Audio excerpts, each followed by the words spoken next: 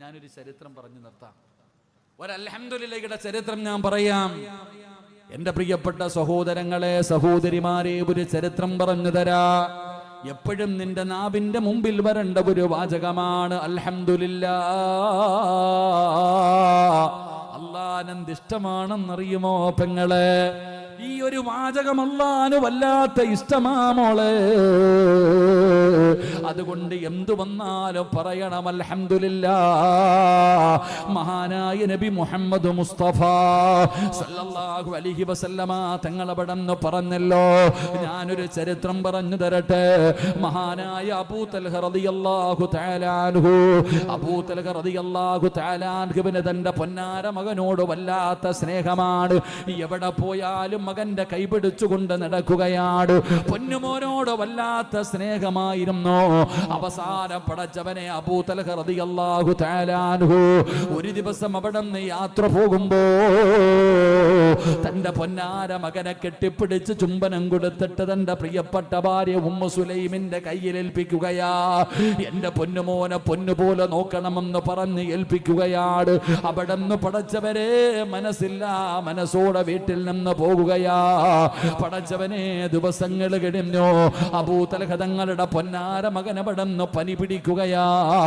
എന്തു മരുന്ന് കഴിച്ചിട്ടും രോഗം മാറുന്നില്ല. പനി കൂടുകയാണ് മാറുന്നില്ല.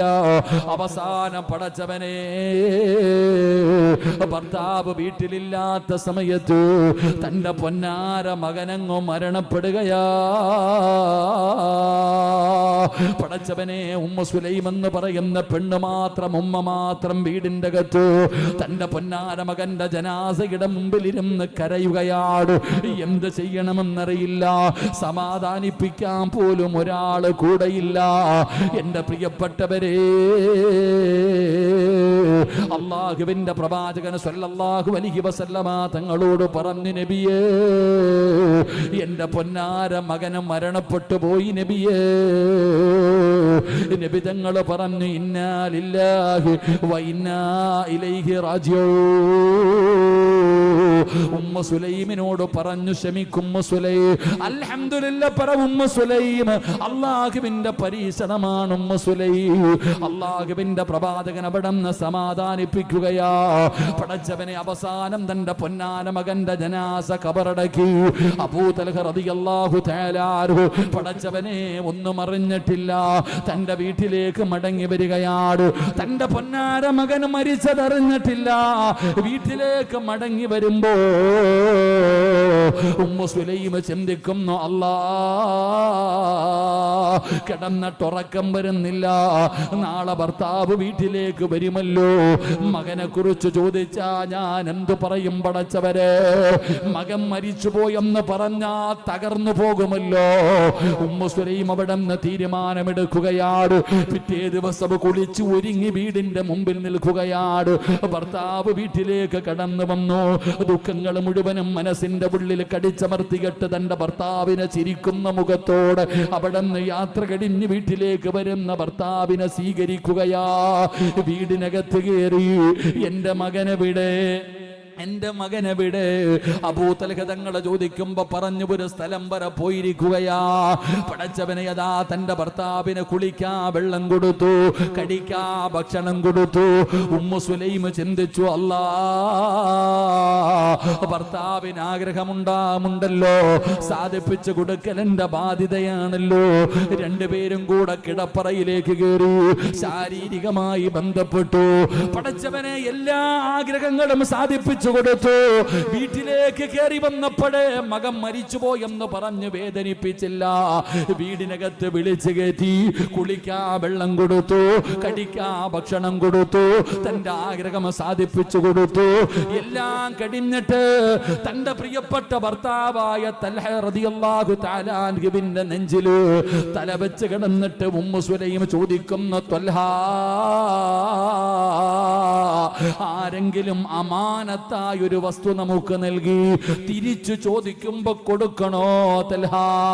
പഠിക്കണം പെങ്ങള്, ദീനുള്ള പെണ്ണിങ്ങനാ, ഈമാനുള്ള പെണ്ണിങ്ങനാ. അബൂ തൽഹ റളിയല്ലാഹു തആല അൻഹുവിനോട് ചോദിക്കുകയാ, അമാനത്തായ ഒരു വസ്തു നമുക്ക് തന്നു, തിരിച്ചു ചോദിക്കുമ്പോ കൊടുക്കണോ തൽഹ? അവിടെന്ന് ചോദിക്കുന്നു, നിനക്കറിയില്ലേ പെണ്ണെ, കൊടുക്കണമല്ലോ.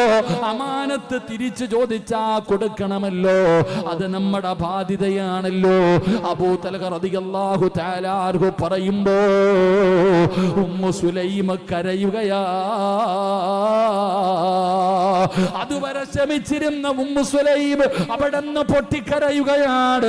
എന്തേ പെണ്ണെ കരയുന്നത്? എന്തേ പെണ്ണെ കരയുന്നത്? ത്വൽഹാ,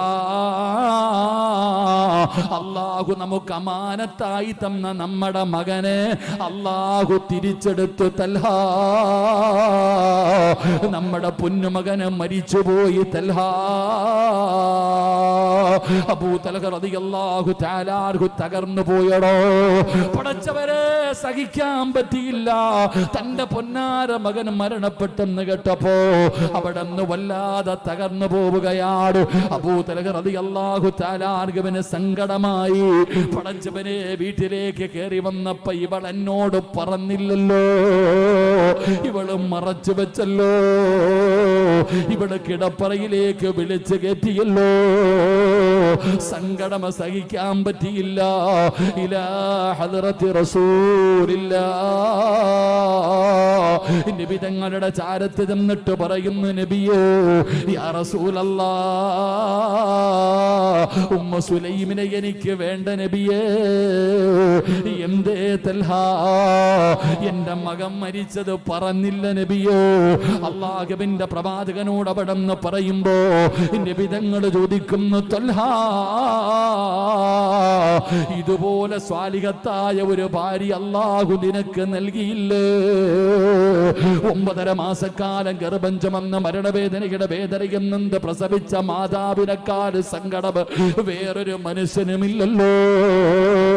എല്ലാം മറച്ചു വെച്ചിട്ട് അവള് നിന്നെ സന്തോഷിപ്പിച്ചവളല്ലോ. തൽഹ, ഇല്ലാ യളമൽ ജസാ മഅ യളമൽ ഫലാ, ഒരു ദുഃഖത്തിന്റെ പുറകിൽ ഒരു സന്തോഷമുണ്ട്. ശമിക്കബൂ തൽഹ, ഇന്നലെ നിങ്ങൾ ബന്ധപ്പെട്ടതിലൂടെ അല്ലാഹു നിനക്കൊരു മകനെ തരും. അബൂ തൽഹ, നബി തങ്ങൾ പറഞ്ഞു കൊടുത്തു, അല്ലാഹു ഒരു മകനെ തരുമെന്ന് പറഞ്ഞു കൊടുത്തു. പടച്ചവനെ, ഉമ്മു സുലൈം ഗർഭിണിയാവുകയാ. മാസങ്ങൾ കഴിഞ്ഞു. ഉമ്മു സുലൈം റളിയല്ലാഹു തആല അൻഹ പ്രസവിക്കുകയാ. ഒരാൺകുഞ്ഞിനെ നബി തങ്ങൾ പറഞ്ഞതുപോലെ ഒരാൺകുഞ്ഞിനെ പ്രസവിച്ചടോ. അവിടെന്ന് വാരിയെടുത്തുകൊണ്ട് നബി തങ്ങളുടെ മുമ്പിൽ ചെന്നു, യാ റസൂലല്ലാഹ്, അല്ലാഹു എനിക്ക് സന്തോഷം തന്നു നബിയേ. നബി തങ്ങളുടെ കയ്യിൽ കൊണ്ടുകൊടുത്തു. അല്ലാഹുവിന്റെ റസൂലാ മധുരം കൊടുത്തത്. ഈത്തപ്പഴം തന്റെ വായിക്കകത്ത് വെച്ച് ചവച്ചരച്ചിട്ട് നബി തങ്ങൾ വായിലേക്ക് വെച്ചു കൊടുത്തു. അബ്ദുല്ലാഹ് എന്ന് പേരിട്ടു. പെങ്ങളെ, ഒരൽഹംദുലില്ലയുടെ പ്രതിഫലം കേൾക്കണോ? ഒരൽഹംദുലില്ലയുടെ പ്രതിഫലം കേൾക്കണോ? പടച്ചുറപ്പേ, ഈ അബ്ദുല്ലാഹ് എന്ന് പറയുന്ന മകനുണ്ടല്ലോ, അള്ളാന്റെ വിശുദ്ധമായ ഖുർആൻ മുഴുവനും കാണാതെ പഠിച്ചു, ഹാഫിളായി. അവിടെന്ന് വിവാഹം കഴിച്ചു. കുടുംബ ജീവിതത്തിൽ 12 മക്കള് ജനിച്ചു. ആ 12 മക്കളും ഹാഫിളീങ്ങളായി എന്ന് ചരിത്രം പറയുമ്പോ അൽഹംദുലില്ലാഹ് വല്ലാത്ത പ്രാധാന്യമാ. അതുകൊണ്ട് എന്റെ പ്രിയപ്പെട്ടവരോട് പറയുകയാ, നിന്റെ കാലിലൊരു മുള്ളു കൊണ്ടാലും നിന്റെ പാപം അല്ലാഹു പൊറുക്കും ബാപ്പാ. ഒരു രാത്രി പനി പിടിച്ചു കിടന്ന അതിലൂടെ നിന്റെ ചെറുപാപങ്ങൾ മുഴുവനും അല്ലാഹു പൊറുക്കുകയാ. അതുകൊണ്ട് പെങ്ങള്, അല്ലാഹുവിന്റെ തീരുമാനമാ, ക്ഷമിക്കണേ, ക്ഷമിക്കണേ. ആ ക്ഷമയ്ക്ക് പകരം അല്ലാഹു നിനക്ക് സ്വർഗം തരുമെന്ന് അല്ലാഹുവിന്റെ വിശുദ്ധ ഖുർആൻ.